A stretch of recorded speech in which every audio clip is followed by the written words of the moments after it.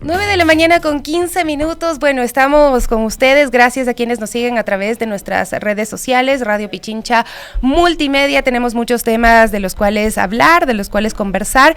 ¿Qué pasa con la situación de las mujeres, los niños, la comunidad LGBTIQ+ en el Ecuador? Pues de esto queremos hablar con Ana Almeida. Ella el día de hoy está pues representando el proyecto transgénero y tiene estas cifras que son parte de un estudio que se viene desarrollando junto a algunas organizaciones también de la sociedad civil. Así es que bienvenida, Ana, muchísimas gracias por acompañarnos y pues permitirnos conocer un poco sobre lo que está pasando, ¿no? Es necesaria tener esta radiografía de lo que ocurre ahora mismo en el Ecuador. Buenos días, muchísimas gracias por el espacio. A la gente que nos está escuchando, comentarles que el consorcio Esperanza, que es este consorcio donde Proyecto Transgénero y otras organizaciones hacemos parte, ahí estamos participando con CARE, con Alas de Colibrí, con Fundación Mujer y Mujer y también con Funder.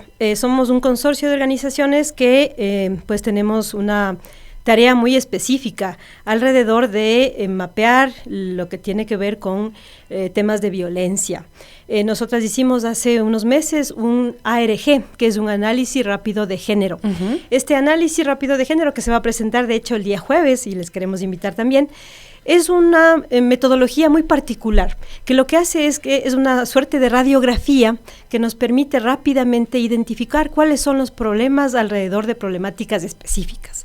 Este ARG que hicimos hace un poco más de 2 meses, tenía la intención de visibilizar cuáles son las violencias que están viviendo las mujeres, las niñas, las personas de la diversidad sexogenérica, pero en el marco del contexto de inseguridad que vive el país. Que es un contexto que es, digamos, más o menos reciente, ¿no? Porque son los últimos años donde se ha incrementado y se ha cambiado este concepto que teníamos del Ecuador como la isla de paz a el país de las balaceras, el país donde estás haciendo una fila o donde estás en un hospital y pues termina siendo víctima de un atentado en contra de alguien que estaba siendo resguardado también por la policía, o una chica como hace unos días que estaba esperando el bus y que fue también alcanzada por un cruce de balas y se convirtió en una víctima colateral, ¿no? Es decir, el contexto es nuevo. Creería que no es fácil analizarlo y pues saber qué está pasando, cuáles son las vulnerabilidades que se han incrementado para los niños, las niñas, las mujeres, las comunidades LGBTIQ+. Sí, solo precisar que se hizo una encuesta, 1044 encuestas hicimos en 5 ciudades, lo hicimos en Guayaquil, en Huaquillas, en Ibarra, en Quito y en Manta. Y esta radiografía, que sí, efectivamente es complejo porque tienes un tema de inseguridad, tienes un tema de miedo, pero permite mirar rápidamente qué es lo que está pasando. Y lo que está pasando básicamente, Sofía, es constatar lamentablemente que la inseguridad, el miedo, la violencia se han exacerbado. Efectivamente, desde el 2019 tenemos como una política ahí de inseguridad, pero en los últimos tiempos está siendo más presente y se presenta más porque las personas, las encuestas que se hicieron fueron en un porcentaje de aproximadamente 60 personas de nacionalidad venezolana y colombiana y el 40% para personas, mujeres, niñas, adolescentes de nacionalidad ecuatoriana. Y te debo decir que en esos porcentajes finalmente los resultados son casi iguales. Más violencia, pero sobre todo para mujeres, niñas, adolescentes, niños y también personas de las diversidades sexogenéricas. Es lamentable que tengamos que evidenciar que nuevamente se repite este patrón cultural un poco de que quienes asumen las responsabilidades dentro del núcleo familiar son nuevamente las mujeres y también las personas femeninas y feminizadas. Y que por lo tanto el uso del tiempo para el esparcimiento, por ejemplo, está para las mujeres casi negado. El miedo al espacio público, las estrategias que las mujeres tienen que hacer, que tenemos que hacer para cuidarnos un poco, salir acompañadas, no salir, un poco decir que nos sentimos como presas y encarceladas en nuestros propios lugares, en nuestras propias casas. Y luego en las propias casas adentro es donde se reproduce nuevamente el tema de la violencia sexual, el tema de la violencia psicológica. Uno de los porcentajes más fuertes ha sido evidenciar la violencia psicológica a la que están enfrentadas mujeres, niñas, niños, adolescentes y personas de la diversidad sexogenérica. ¿Cuáles son los datos, las cifras más relevantes que ustedes pues han podido obtener a través de este estudio? Bueno, las más relevantes ha sido lamentablemente ver un alto porcentaje, como el 20% de porcentaje de personas, niñas, sobre todo niñas, que abandonaron el sistema escolar. ¿Fruto de qué? Primero, de que las unidades familiares tienen cada vez menos recursos, y que cuando tienen menos recursos, a quienes suele, digamos, aplicarse es a que los niños sacrifican siempre, son primero las niñas, los niños, los adolescentes, y hay un alto porcentaje de deserción escolar, sobre todo porque, y hay un dato ahí muy, muy triste, digamos así, que el abandono tiene que ver muchas veces por embarazo. Entonces, ¿qué evidencias nuevamente? Embarazo adolescente en condiciones de mucha violencia, hay en muchos casos temas de incesto. Y entonces, quienes abandonan primero las escuelas son las niñas, son los niños. ¿Qué hemos podido evidenciar? Que las personas cada vez más, un 50% de las personas encuestadas, cada vez más ganan menos.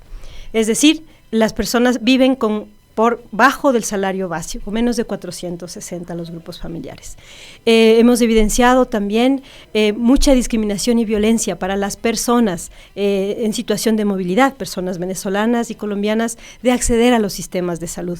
Hemos encontrado y evidenciado lamentablemente que en los sistemas de salud sigue existiendo xenofobia y que no se les atiende a las personas porque se les exige el documento de identidad, cuando por ley, primero que la salud es un derecho para todos y todas en el territorio ecuatoriano, y no debería haber un requisito para que te atiendan, pero lamentablemente hemos evidenciado que en las unidades médicas, en las unidades de salud, el personal sigue teniendo prácticas xenófobas por un lado, y por otro lado exigiendo para ser atendidos documentos de identidad. Y eso lamentablemente hace que la gente finalmente no acuda a los servicios de salud. Y algo interesante que pudimos detectar es que hay un fuerte trabajo de organizaciones sociales, como las nuestras, Proyecto Transgénero, CARE, Alas de Colibrí, Funder, Mujer y Mujer, que están haciendo el trabajo, básicamente el trabajo que no les corresponde, el trabajo que el Estado. Un abandono total del Estado, y frente a ese abandono, pues una posibilidad de atención de las organizaciones sociales, que somos las que finalmente nos estamos poniendo al hombro el trabajo que no nos corresponde, que tenemos que, de todas formas, hacerlo, apoyar en cuanto tenemos proyectos, digamos, con los que podemos ayudar y hacer estas atenciones específicas en salud, en información, en asistencia legal, en asistencia psicológica. Pero esto no reemplaza sin duda lo que debe ser la tarea del Estado, porque es imposible abarcar pues esta población que, como bien tú decías, Ana, pues está además empobrecida, tiene unas circunstancias de vulnerabilidad incrementadas. Yo apuntaba los datos para iniciar el programa de hoy, decía, estamos con ingreso mensual promedio los ecuatorianos con empleo, los que tienen empleo, $399 al mes, y no es por persona, es por familias, lastimosamente.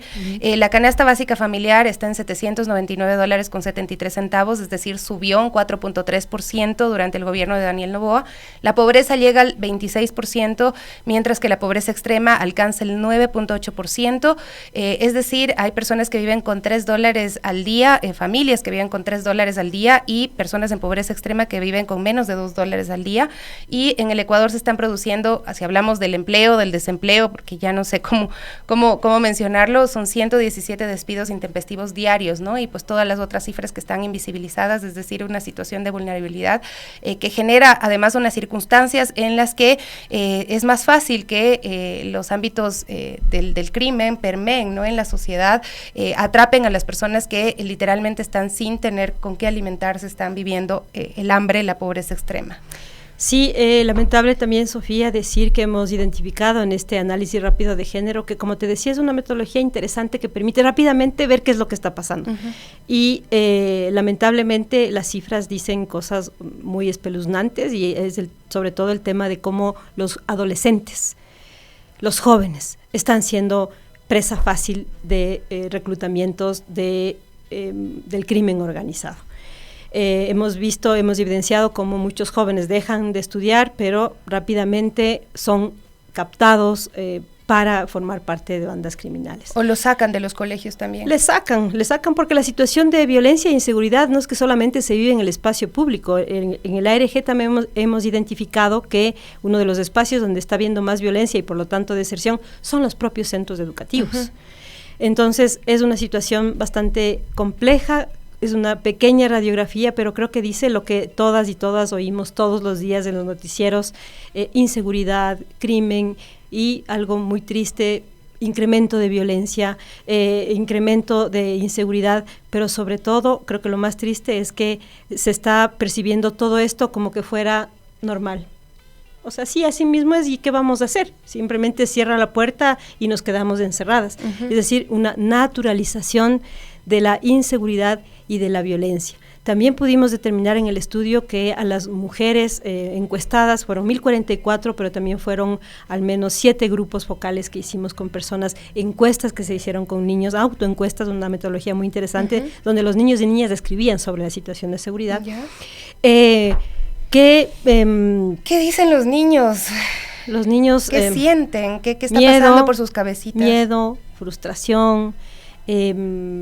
Cada vez creo que los sueños de los niños se convierten más en quiero quedarme en la casa, no puedo salir a jugar, no puedo ir con mis amigos, y por lo tanto también les obligas un poco a que haya incremento del uso de los aparatos tecnológicos, en los cuales lo que ven los padres muchas veces no pueden controlar. Es casi imposible de controlar el acceso que tienen los niños a esas cosas, mentiras, por un lado, noticias falsas, y luego también mucha violencia. El consumo de la violencia es muy alto, y lo preocupante es que se naturaliza. Claro, ya no decíamos que estamos con generaciones que están ya acostumbradas a ver personas decapitadas en sus celulares, ¿no? Son imágenes que nos llegan y que están ahí y que las terminamos viendo, que no debería jamás verlas de un niño, pero esas son las imágenes que terminan pasándose los jóvenes ya más grandecitos. Pero cuando hablamos de las instituciones educativas, yo recuerdo mucho el relato de una maestra de Durán que decía que le vio llorando a un niño pequeño, unos 9 años quizá, y cuando se acercó, indagó, porque esa también es la tarea hoy por hoy de los maestros, de las maestras, de los cuidadores de los niños, descubrió que estaba muy triste porque en medio de ese fuego cruzado una bala le llegó a su perrito y él estaba desconsolado, ¿no? Porque el mundo de un niño es muy sensible. Debería ser el del juego, el de la mascota a la que quiere, el de poder jugar libremente en un parque, en la calle de su casa. Pero lamentablemente ahora no. Muchos niños tienen que estar encerrados. Eso produce también depresión en los niños. Hemos identificado también altos índices de intentos de suicidio, sobre todo en adolescentes. Hemos detectado también mucha violencia simbólica.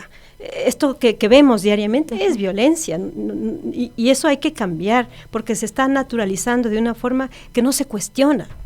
Y lo otro complejo también es que muchas mujeres saben que viven violencia, pero lo tienen ya casi tan naturalizado que no saben identificar que eso que están viviendo es violencia y que tienen que denunciar.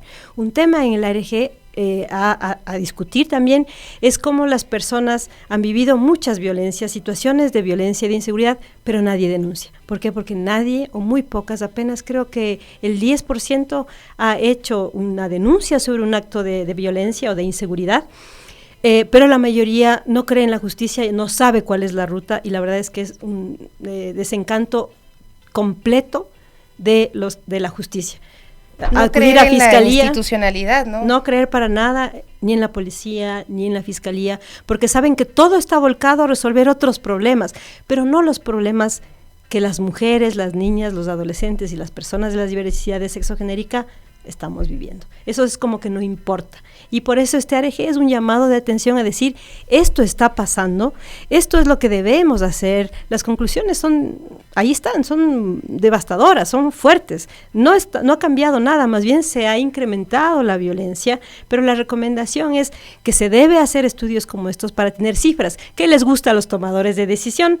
¿Dónde están las cifras? Pues las cifras están ahí, las cifras están diciendo que las mujeres están viviendo más violencia, que las niñas están viviendo más violencia, que son las niñas, los niños, los adolescentes los que están dejando las escuelas por una serie de condiciones, y que entonces hay que hacer políticas públicas que vayan a recuperar los espacios públicos, que se reformen las instituciones educativas en las que se hable de un lenguaje más inclusivo, donde todas las personas podamos estar y no se discrimine a alguien porque tiene una nacionalidad distinta, una orientación distinta, una orientación sexual, una identidad de género distinta, sino que intentemos que los patrones culturales que perpetúan la violencia y las desigualdades se vayan rompiendo y vayan desapareciendo. Es una responsabilidad de todas y todos también, no solo de las instituciones, pero también de las personas, también de las organizaciones que hacemos trabajo comunitario y también, sobre todo, lo que tenemos que decir es que no es solo nuestra responsabilidad, que podemos apoyar, pero que quien es responsable y garante de esos derechos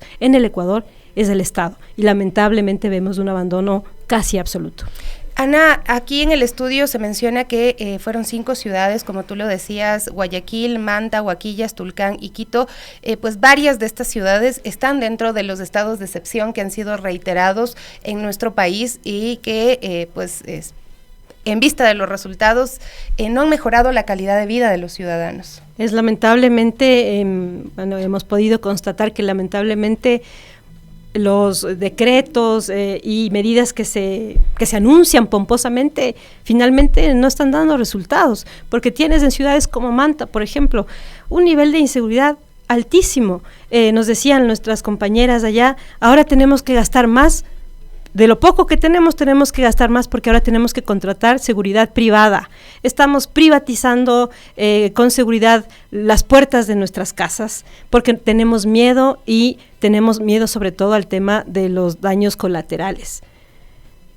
En todos los incidentes que ha habido de violencia, de matanza, siempre hay alguien que estaba por ahí cruzando, como se dice, estaba en el peor día a la hora equivocada y son las personas que finalmente también son afectadas. Claro. Entonces tienes mucha inseguridad, mucha violencia, y son invisibilizadas. Porque si recordamos, por ejemplo, lo que fue el magnicidio de Agustín Intriago, murió una deportista que quizá nadie se acuerda el nombre, ¿no? Así es. Una deportista además destacada del país. Recientemente, lastimosamente, también atentaron contra la vida de un asambleísta alterno, que era el objetivo del atentado, y una persona que estaba haciendo fila también fue asesinada, ¿no? Y no sabemos ni sus nombres, ¿no? Entonces se quedan esas víctimas también invisibilizadas. Pero Ana, para culminar, algo que también me llama la atención, y es que en medio de este escenario de violencia que pues la gran mayoría de la sociedad dice, bueno, nosotros no la provocamos, nosotros no somos responsables, nosotros no somos miembros de los grupos de delincuencia organizada, luego sí generamos discursos de violencia y aumentamos la violencia en la sociedad. ¿Esto también se evidencia en el estudio?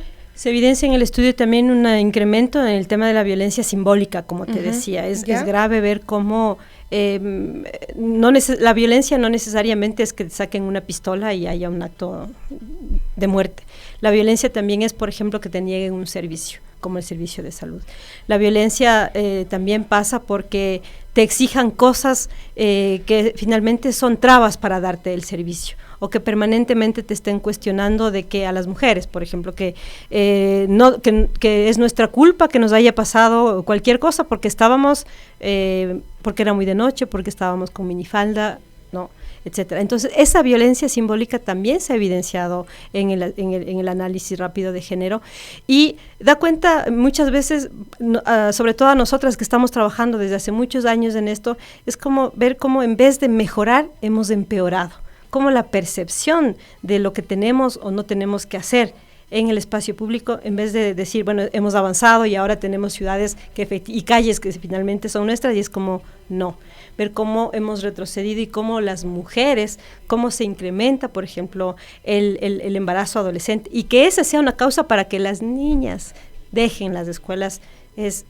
realmente un retroceso, es ver cómo finalmente las personas encuestadas les ves como la desesperanza. Y realmente eso es muy, muy duro poder ver en los grupos focales cómo la gente un poco se ha resignado. Yo creo que frente a esa cosa de la resignación es donde tenemos que hacer una llamada de atención a que como sociedad colectivamente busquemos estrategias para no dejarnos vencer por el miedo, sí para cuidarnos, pero tampoco para creer todo lo que dicen, pero es tan fuerte todo lo que te dicen que pasa afuera, que efectivamente el miedo ya está calando muy, muy profundo en las personas, en las mujeres, en las niñas, en los adolescentes, y la gente creo que en este momento tiene mucho, mucho miedo, y entonces hay que ver cómo vamos a hacer para curarnos de ese espanto que como sociedad tenemos y que está haciendo que yo creo que nos ha ganado mucho el miedo en este momento, y tenemos que ver qué hacer para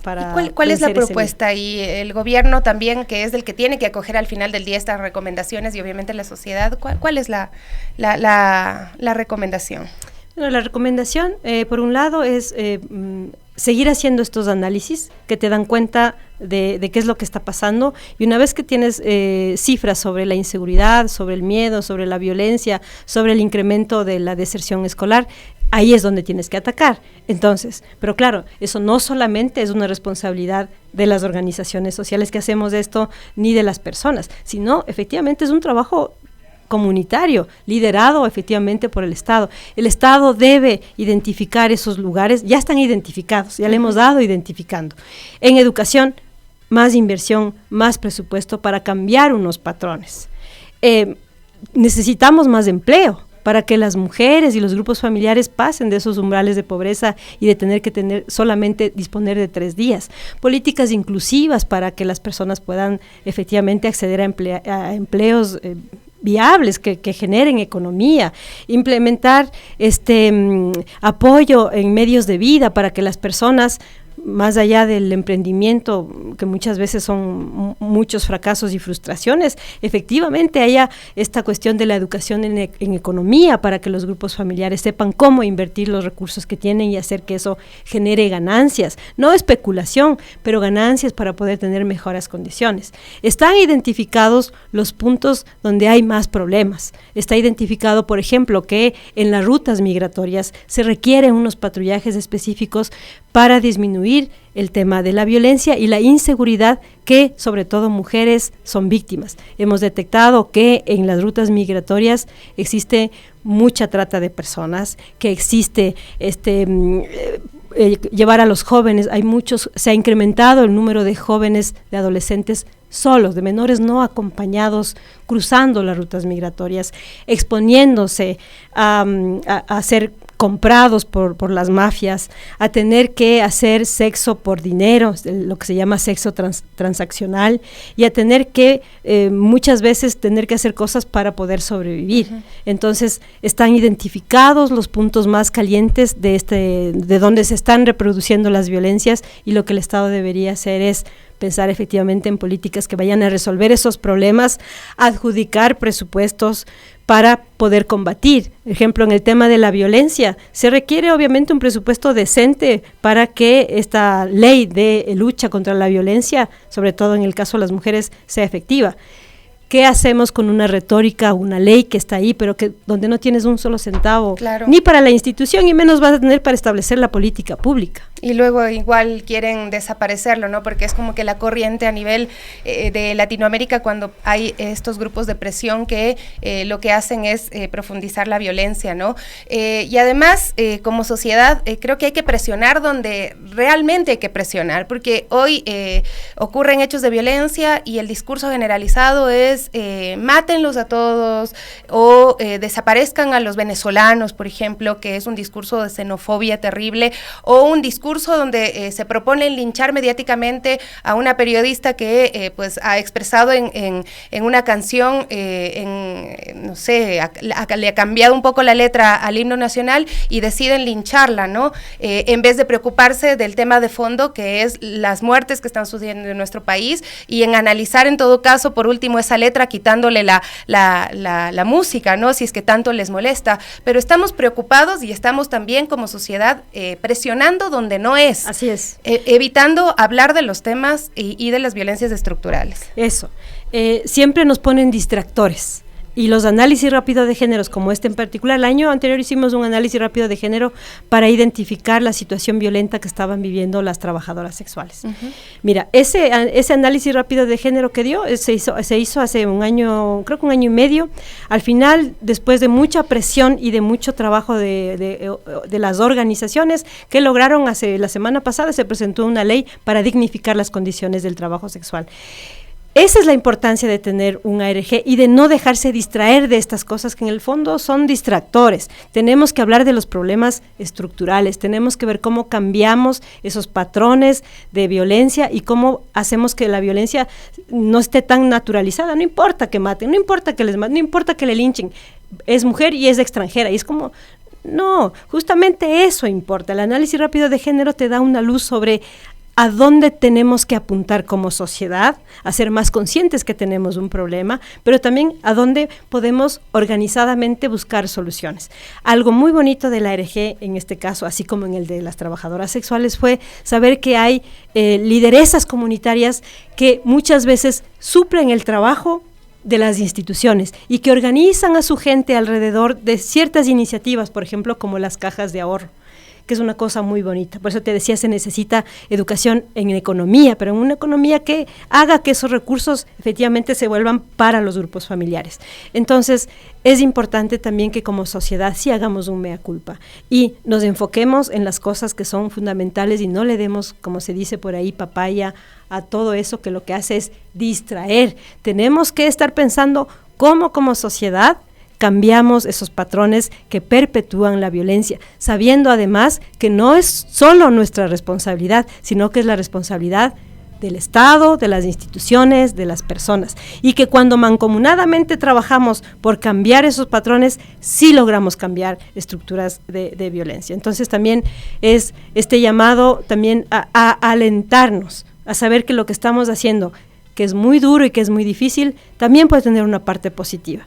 Es despertar a que podamos hacer un trabajo colectivo, comunitario, que haga que nuestras condiciones muy adversas mejoren. El trabajo colectivo da resultados. Las lideresas comunitarias son unas lideresas que realmente transforman las situaciones de violencia que las personas están viviendo. Estas iniciativas de los crochet, de los tejidos, de las cajas comunitarias, son una parte también alentadora dentro de esto.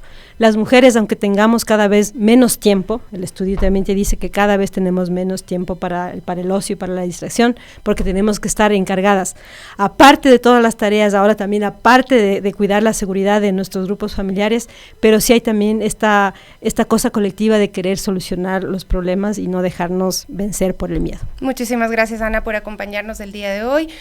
Ana Almeida, del Proyecto Transgénero, y por supuesto en esta coalición que ha permitido tener este análisis rápido de género que forma parte de una estrategia enmarcada en el proyecto Esperanza y la campaña también Todos Transitamos. 9:42, hacemos una pausa y regresamos enseguida con más. 9:45, acá está ya Gaby Cruz para seguir repasando algunos temas pues tan importantes como el tema migratorio. Gaby, bienvenida, buenos días. Buen día, mi Sofi, buen día amigos y amigas de las Warmis. Así es, pues ya arrancamos con las noticias y es con el tema de la migración, nuestros migrantes ecuatorianos, y es que desde el miércoles 5 de junio Estados Unidos aplicó nuevas regulaciones en la frontera con México que incluyen restricciones estrictas a la elegibilidad para el asilo y también en el aumento en el umbral de evaluación para aquellos que alegan temor, ¿no?, de ser repatriados. Y bueno, esta es la administración de Joe Biden que considera necesarias estas medidas extraordinarias que incluyen despliegues de personal, infraestructura, tecnología, y debido a estos altos niveles de migración ilegal, como ellos lo mencionan, en la frontera sur con México y también en las fronteras marítimas. Así es, y lo que dice este vocero también de la administración de Biden es que en el último año más de 700,500 personas han sido repatriadas, le dicen ellos, en realidad son deportadas o devueltas desde la frontera, lo que representa una cifra récord desde el 2010. Vamos a escuchar pues las declaraciones del funcionario Blas Núñez Neto, que pues es un funcionario encargado de temas de seguridad nacional y que tiene que ver con temas de migración. La migración global y en nuestro hemisferio y los encuentros en nuestra frontera sur siguen siendo demasiado altos y en momentos han superado nuestra capacidad de rápidamente imponer consecuencias a las personas que cruzan ilegalmente. Por eso, esta semana, el presidente Biden emitió una proclamación presidencial y nuestro secretario de Seguridad Nacional y nuestro fiscal general promulgaron una reglamentación nueva para implementar esa proclamación. Como les dije antes, estas medidas van a ser mucho más difícil que las personas que se encuentren en la frontera establecen una base legal para quedarse en los Estados Unidos y nos van a dejar repatriar a la gran mayoría de las personas que se encuentran de una manera sumamente acelerada en la frontera. ¿Qué es lo que ha dicho? Precisamente que pues ellos se van a asegurar de que puedan devolver a las personas de una forma acelerada en procesos rápidos. Y en cuanto a los ecuatorianos deportados, Blas Núñez Neto, sin mencionar cifras precisas, también aseguró que existe un incremento considerable de ecuatorianos que están migrando de forma irregular. Gaby, ahí tenemos precisamente otra parte de lo que fue esta rueda de prensa que realizó este conversatorio con medios de comunicación nacionales, donde abordaba el tema de la migración con respecto a estas nuevas medidas regulatorias que tienen en la frontera. Estamos viendo un flujo de migración ilegal de Ecuador un poco elevado este año, y sabemos que muchos ecuatorianos están cruzando el tapón del Darién de manera obviamente ilegal. Eso es algo que nos preocupa mucho a todos, el tema de los cruces del Darién. Yo estuve ahí el año pasado y fue realmente muy impactante ver la condición en cuales las personas que cruzan el Darién terminan cuando salen de la jungla. Niños muy menores de edad con familias realmente en condiciones horribles. Hay una crisis humanitario actualmente en el Darién y también una crisis ecológico. Y para los ecuatorianos que están escuchando, les ruego que no intenten cruzar el tapón del Darién. Es una mentira en lo que dicen el crimen organizado, que es muy fácil hacer el cruce. Es algo donde se mueren personas todos los días, y las personas que lo sobreviven van a estar marcados para el resto de sus días. Así que a todos los ecuatorianos que están escuchando les seguimos insistiendo que por favor utilicen los canales legales que se han establecido para venir a los Estados Unidos. No tengo los datos específicos de los ecuatorianos que han sido repatriados, pero les puedo decir que operamos vuelos de repatriación a Ecuador, múltiples vuelos todas las semanas, y como parte de estas medidas en la frontera estamos anticipando que el número de vuelos que se operan va a incrementarse de una manera significativa en las próximas semanas también. Y escuchábamos estas declaraciones de Blas Núñez Neto, muy dolorosas también, pidiendo, ¿no?, a la gente que eviten cruzar el Darién, la jungla que es tan peligrosa y que lamentablemente muchas personas a diario mueren en esa zona. Y bueno, él no especificaba el número de ecuatorianos que están migrando, ¿no? Pero también tenemos cifras de la Oficina de Aduanas y Protección Fronteriza, y ellos aseguran que en estos primeros 7 meses del 2024, la cifra de ecuatorianos aprehendidos, inadmitidos, expulsados de Estados Unidos alcanzó los 94.871 personas. Así es, esas son las cifras, ¿no?, en lo que va del año, según Núñez Neto. Además de las restricciones, esto es lo que dicen ellos, ¿no?, que bueno, al final del día, sí, las políticas migratorias las impone cada país. Se ha ampliado significativamente el acceso a vías legales para la migración segura y ordenada.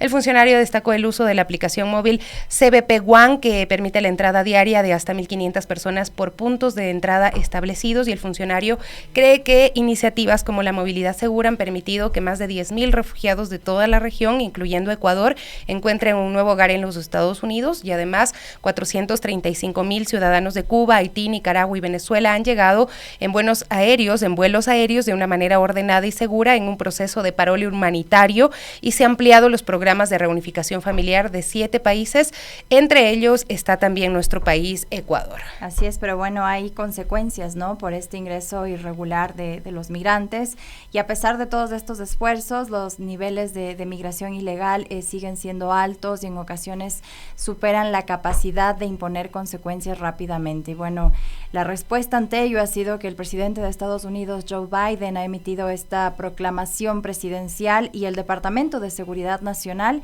ha promulgado una nueva reglamentación para, bueno, eso sí lo mencionan, dificultar que los migrantes ilegales permanezcan en el país norteamericano. Y bueno, las personas que cruzan de forma irregular la frontera, además de enfrentar repatriaciones rápidas, incluso severas, serán inelegibles para cualquier beneficio migratorio durante al menos 5 años y pueden enfrentar también enjuiciamiento penal.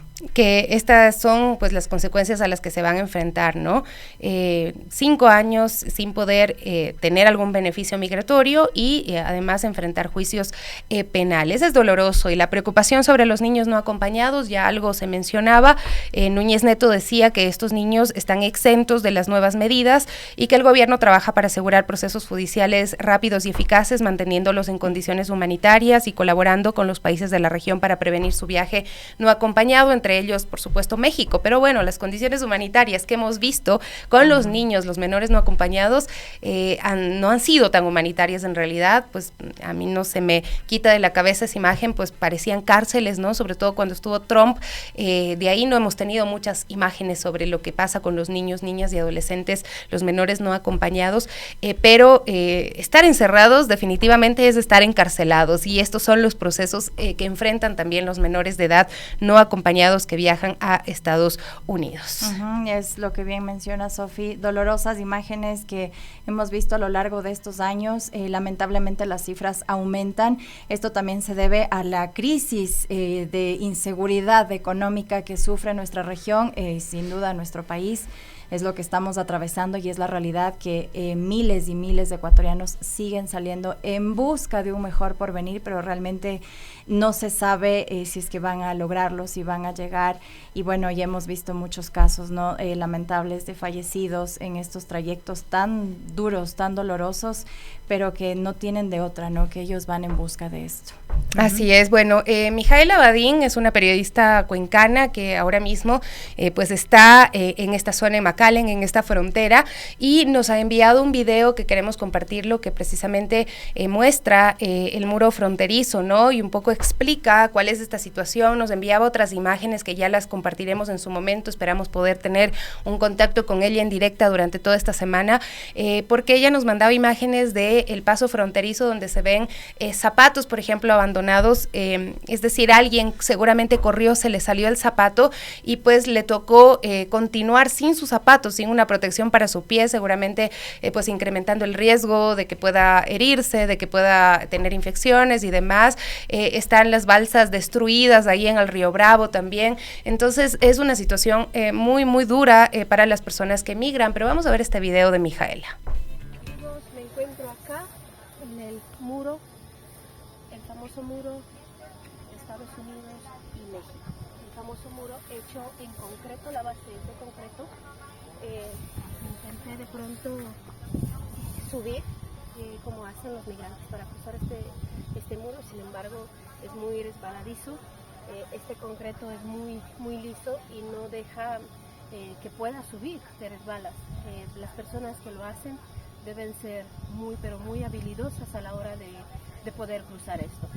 Este muro tiene 30 metros y esta base, como dije, es de concreto, pero arriba es un tipo de metal, de hierro, que es mucho más liso y mucho más resbaladizo aún. Yo creo que para una persona de una constitución delgada o un poquito más gruesa es muy difícil, realmente es muy difícil poder cruzar eso. Y sé que las personas cruzan, entonces debe haber una forma y una manera de poder hacerlo, también de una manera muy habilidosa. Quizás lo puedan hacer con escaleras, como lo hemos visto también en otros videos, pero realmente esto es muy difícil de cruzar, muy difícil. Bueno, ahí estaba Mijaela Badín, que ella se encuentra precisamente en la frontera. El día de hoy está haciendo otros recorridos y esperamos poder tener un contacto en directo con ella para que nos cuente la experiencia. Ojalá y pueda conversar con migrantes, ¿no? Aunque obviamente entendemos que la situación es muy compleja porque ellos están escapando de estas patrullas fronterizas, ¿no? Sin embargo, hay que entender cuál es la motivación también de las personas migrantes, por qué arriesgan su vida para irse, y y vamos a revisar unas cifras que son cifras del Ministerio de Gobierno y cifras de la Cancillería ecuatoriana que también pues reflejan un poco, digo un poco porque obviamente son cifras que no tienen toda la realidad porque son cifras quizá que han podido obtenerlas de datos oficiales y hay mucha gente que no entra en estos análisis que puede hacer, o sea, no es que la gente que migra va y dice yo estoy migrando, yo me estoy yendo de forma irregular. Así es, pero bueno, tenemos aquí la cifra del saldo migratorio de ciudadanos que no han retornado al Ecuador, al país. Bueno, en 2020 teníamos 1,767 personas, pero esto creció abruptamente hasta el 2021 con 81,479 y ya para el 2024 ellos aseguran una reducción, ¿no?, de 79,338, pero hay que mencionarlo, llegó hasta cifras de 99,000 y 120,000 ecuatorianos que no habían regresado al país, ¿no? Pero así es, además estas cifras de 2024 son hasta abril nada más, así ¿no? Es. Claro, entonces ya casi llegan a las cifras del total del 2023 y nuevamente estas cifras son parte de las estadísticas oficiales, es decir, personas que salen por pasos regulares, no personas que salen por estos pasos irregulares. Así es, bueno, también tenemos el tránsito por la selva del Darién. Y bueno, en 2022 mencionaban de 29,356 personas ecuatorianos, ¿no? Al 2023 ya se registraba 57,250 personas y bueno, ya al 2024 se menciona pues una reducción, ¿no? Hasta 12,000 personas, pero bueno, esto lo decimos, son como cifras oficiales, seguramente no se tienen las cifras totales de personas que lo hacen de manera ilegal y que transitan por estas zonas o que igual no lo mencionan, como bien dice Sofi, no están ahí para decir yo estoy migrando, soy una cifra más, sino que, bueno, estas son solo las cifras oficiales que tienen las autoridades. Así es, a 2024, 12,207 es lo que dicen, ¿no? En cuanto al ingreso de ciudadanos ecuatorianos a El Salvador, que es otra ruta que hoy por hoy se está tomando, en este año, pues, han salido 39,182 personas han ingresado, ciudadanos ecuatorianos han ingresado a El Salvador, que es una nueva ruta, ¿no? Es muchísimo el año, y además esta cifra también se ha venido incrementando, ¿no? En el 2020 eran 1,062, en el 2021 pues tenemos que fueron 1,990, en el año 2022 4,475 ecuatorianos ingresaron a El Salvador, en el 2023 ya se ve un incremento mucho mayor de 60,010 personas que ingresaron por pasos regulares a El Salvador y este año pues ya vamos cerca de 40,000 personas que se han ido a El Salvador, entendemos, para luego continuar estas rutas irregulares hacia los Estados Unidos. Así es, y bueno, también tenemos cifras de ecuatorianos en irregularidad migratoria registrados, esto ya en México, ¿no? Ya es la frontera con Estados Unidos, y para el 2020 se registraban 390 personas, para el 2021 ya sube a 1,384, al 2022 sube bastantísimo a 22,098 y sin duda el 2023, el año más terrible, 70,790 personas. Y al 2024, solo hasta marzo, se registran casi 37,000 personas que están en este paso migratorio pero irregular en México, ¿no? Y que están registrados, ¿no? Esos son los datos oficiales que maneja el Ministerio de Gobierno y el Ministerio de Relaciones Exteriores. Luego tenemos los ecuatorianos detenidos por la patrulla fronteriza en Estados Unidos, que además del gobierno los cataloga así como ecuatorianos irregulares, ¿no? Los ecuatorianos detenidos por la patrulla fronteriza en lo que va del año 2024, desde octubre de 2023 hasta abril de 2024 son 94,871 según datos de la patrulla fronteriza de los Estados Unidos. 94,871 personas han sido detenidas en los últimos 7 meses hasta abril, no tenemos cifras aún de mayo. En el 2023 fueron 117,000 personas detenidas. En el 2022 eran 24,000, miren ustedes cómo se ha ido incrementando. Obviamente en el 2021 también hubo una cifra muy alta de 97,074 migrantes ecuatorianos detenidos por la patrulla fronteriza, pero este año pues se está incrementando muchísimo. Así es. Y bueno, mencionábamos también de los ecuatorianos deportados desde los Estados Unidos. A 2022 se registraban 3.770 personas, al 2023 ya sube a 18.449 y en este 2024, apenas hasta mayo, es 4.756 personas deportadas desde los Estados Unidos. Hay esa advertencia del funcionario estadounidense que escuchábamos, que ha anticipado que empezarán deportaciones masivas, pues de todos los migrantes, ¿no? Pero ha dicho, todas las semanas tenemos vuelos de repatriación de ecuatorianos desde Estados Unidos, desde la frontera, y preveemos que se va a incrementar esta cifra durante estos días. Así es que hay que estar atentos, hay que estar pendientes de esos ecuatorianos que regresan. ¿Qué pasa con ellos? ¿Qué hacen? ¿Vuelven a intentarlo? ¿Cómo pagan las deudas con los coyoteros? Porque para poder irse adquirieron deudas también sumamente altas, ¿no? ¿Qué pasa además con los familiares de las personas que no retornan, que desaparecen? Hay personas que están desaparecidas por meses, personas que han muerto, que están enterradas en la selva del Darién, otras que están enterradas ahí en este cementerio en McAllen precisamente. Así es que, bueno, son datos y preguntas que esperamos que algún día se animen a responder las autoridades ecuatorianas. Así es, y bueno, y ahora tenemos ya la población ecuatoriana registrada ya en los Estados Unidos. A 2020 eran 924.295, para 2021 sube un poco a 952.738, ya para el 2022 es más de 1 millón, ¿no? 1.086.950, y para el 2023 también aumenta esta cifra a 1.167.407 personas, ecuatorianos que ya están en Estados Unidos, ¿no? No nos dice también en qué condiciones están, no sabemos si son residentes, ya tienen la nacionalidad, pero es el registro que tienen de ecuatorianos que permanecen en los Estados Unidos. Así es, bueno, el Ministerio de Relaciones Exteriores está haciendo campañas preventivas, dice que se están creando pues ofertas de programas y proyectos para que se constituyan en una alternativa real, para que acudan los potenciales migrantes, los ecuatorianos retornados y los compatriotas deportados, pero de esto, pues nada visible, nada que se sienta. Es cierto que la migración irregular es muy peligrosa y lo que aquí vamos a hacer siempre es desalentar a que tomen este riesgo, porque sí vemos las historias de mujeres abusadas sexualmente, asesinadas, de niños asesinados, estas bandas delincuenciales que trafican con la vida de personas, que los retienen y luego estafan, extorsionan a sus familiares sin que sea garantía de que sus familiares algún día los puedan regresar a ver con vida, ¿no? Sin embargo, el Estado ecuatoriano debe hacer más, no puede simplemente limitarse a dar las cifras y a decir que está haciendo algo cuando los resultados pues no se ven, ¿no?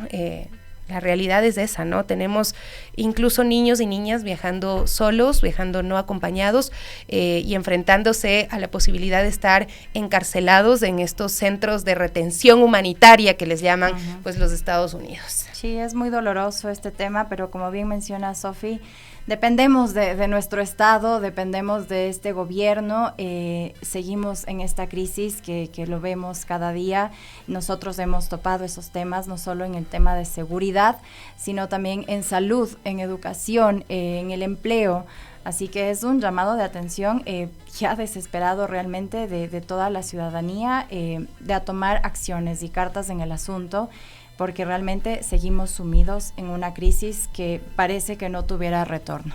Muy duro, muy duro. Esperemos seguir conectándonos con Mijaela Badín en los próximos días, que nos puede enviar también videos que cuenten esta realidad, ¿no? Lo que está pasando ahora mismo en Estados Unidos, en la frontera, y pues cómo se incrementan también estas deportaciones masivas, severas, como ha dicho el gobierno estadounidense. 10:06, momento de una pausa y ya volvemos con más de las Warmis. Y no se olviden que la Feria del Libro pues está en el Parque Bicentenario, en el Centro de Convenciones. Es una feria internacional que realmente ofrece muchas alternativas para grandes y pequeños, para todas las edades. Y pues a propósito, nosotros tenemos libros para regalar. La Cosmos Librería en Casa Mitómana lleva 6 años promoviendo y difundiendo la cultura y la lectura. Nos especializamos en rarezas bibliográficas, primeras ediciones, historia del Ecuador, arte, crónicas de viaje, espionaje y mucho más. Atendemos de lunes a viernes de 10 a 17:30 y nuestra dirección es Martín Utreras y Mariana de Jesús. Agradecemos a Cosmos Librería por la donación de los siguientes libros: Cromos de Santiago Rosero, Si tu danza fuera un poema, Antropofagitas de Gabriela Ponce. Son estos 3 libros que pues les invitamos a ganárselos. Tienen la oportunidad de ganarlos si responde a una pregunta que ya la vamos a realizar. Los libros estarán disponibles para ser retirados en Radio Pichincha, ubicada en La Mallorca, N24 198 y Madrid. Pero bueno, ya les decimos cuál es la pregunta para que usted pues pueda ganarse estos libros que vamos a regalar antes de finalizar nuestro programa de hoy de las Warmis, gracias a la Cosmos Librería. Muy bien, pero bueno, nosotras seguimos con más noticias. Y bueno, comentarles que un general retirado de la Policía de Colombia habría vendido a la Policía de Ecuador informes sobre el secuestro y posterior asesinato del equipo periodístico de Diario El Comercio.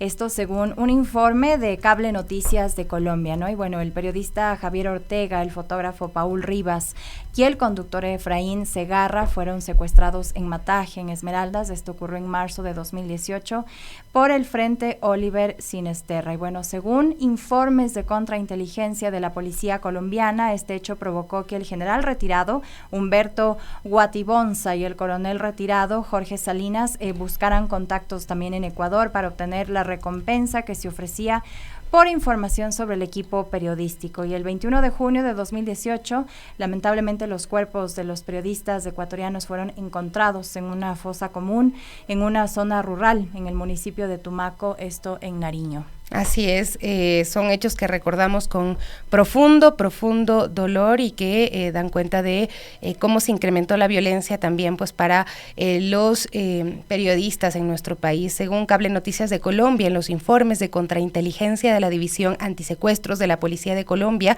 se conoció que la operación que ubicó los cuerpos del equipo periodístico correspondió a una información aportada por una fuente humana, ex integrante de las disidencias de las FARC. Con estos datos, un miembro del Grupo de Acción Unificada por la Libertad Personal en Colombia contactó a Salinas para sacar provecho de esta información.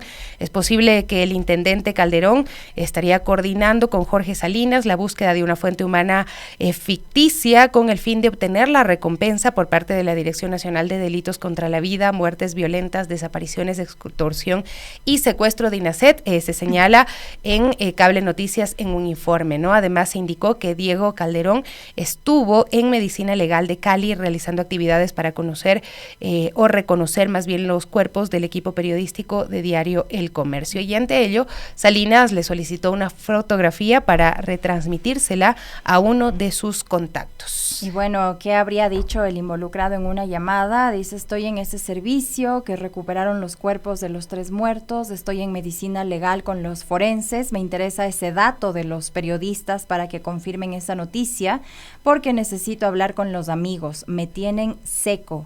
Si me regala una foto, se lo agradecería. Ese es el testimonio, ¿no?, de este involucrado. Y además, tras estas interceptaciones telefónicas, se determinó que el intendente de ese país estaba filtrando información judicial con destino a las autoridades ecuatorianas. También se evidenció el suministro de información por parte del intendente Diego Fernando Calderón, adscrito al Gaula Mecal, sobre información privilegiada del hallazgo de los periodistas ecuatorianos asesinados en cautiverio por disidencias de las FARC. Eso también lo menciona. Son datos muy graves, ¿no? Porque hubo contratos con la inteligencia ecuatoriana, aparentemente, ¿no? Según la contrainteligencia colombiana, con motivo del secuestro y asesinato de los periodistas ecuatorianos, el general Humberto Guatibonza, en posible sociedad con una compañía de Salinas, buscó contratos con la inteligencia ecuatoriana.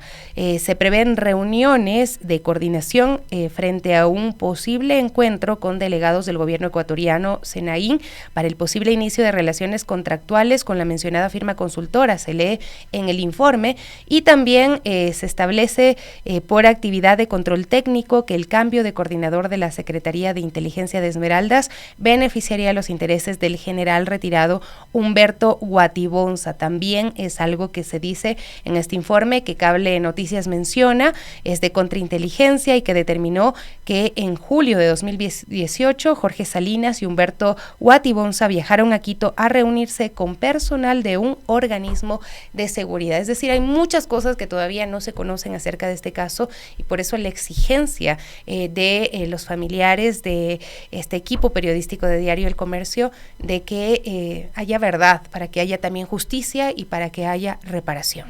Así es, pero bueno, ahora cambiando un poco de tema, tenemos ya a nuestra compañera Evelyn Caiza, que ya se dirigió hasta Conocoto. Siempre vamos hacia nuestros vecinos de Conocoto y bueno, pues ellos denuncian siempre alguna cosa de su comunidad y esta vez, bueno, denuncian irregularidades en la construcción de un proyecto habitacional. Pero bueno, vamos con más detalles con nuestra compañera Evelyn Caiza.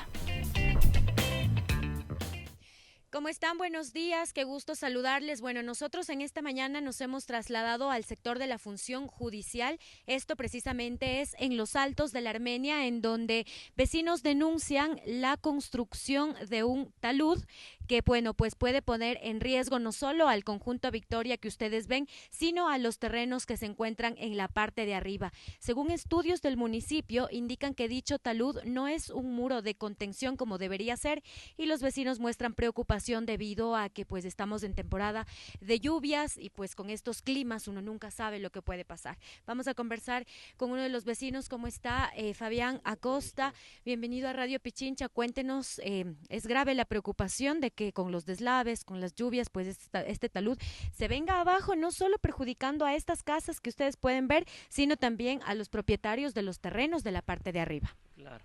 Bueno, muchas gracias a Radio Pichincha. A Radio Pichincha agradezco por la preocupación por los bienes y el bienestar de las comunidades del sector de todo Quito y de la provincia de Pichincha. Soy parte de los propietarios del lote que queda encima del talud creado por la constructora de este conjunto habitacional Victoria. Este conjunto habitacional, este talud creado, tiene una altura de 10 metros a 90 grados y 31 metros de ancho. Y como manifiesta la misma AMC en el documento 820 del 6 de marzo del 23, este talud no cuenta con un muro de contención, sino solo con hormigón lanzado. O sea que la constructora lo que hizo es un revestimiento del talud en base a hormigón lanzado, pero no es muro de contención que tenga cimientos, que tenga plintos, que tenga columnas, vigas, etcétera. Es simplemente un revestimiento. El conjunto se construyó ya hace 4 años aproximadamente, sí, y desde entonces ese talud está ahí. Ustedes ya han tenido el acercamiento con el municipio, dice que la AMC misma ha dicho que no es un muro de contención. ¿Qué más les han indicado? Se habló inicialmente con los constructores de este conjunto habitacional, pero no prosperó, o sea, se cerraron.